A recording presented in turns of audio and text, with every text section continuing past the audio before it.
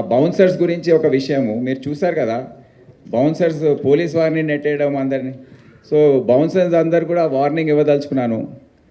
ఈ bouncer supply చేసే agencies ఎవరైతే ఉన్నారో వారికి నేను వార్నింగ్ ఇస్తున్నాను, మీరు జాగ్రత్తగా ఉండండి. నెక్స్ట్ టైం నుండి ఈ బౌన్సర్స్ ఎక్కడైనా మిస్బిహేవ్ చేసినా, పోలీస్ ఆఫీసర్స్ యూనిఫామ్లో ఉన్నప్పుడు వారిని ముట్టుకున్నా వారిని వదిలేది ప్రసక్తే ఉండదు.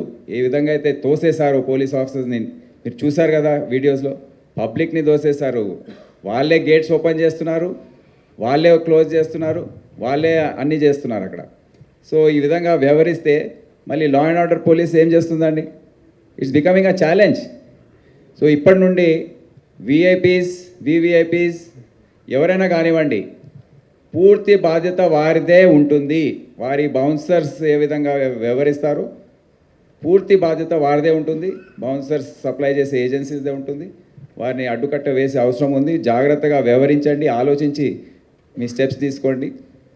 మీరు చర్య ఏదైతే యాక్షన్ తీసుకోబోతున్నారో దానివల్ల ప్రజలకు ఏమైనా నష్టం కలుగుతుందా అది ఆలోచించే బాధ్యత కూడా ఆ concern విఐపీదే.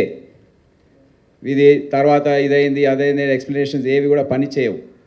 It is there responsibility.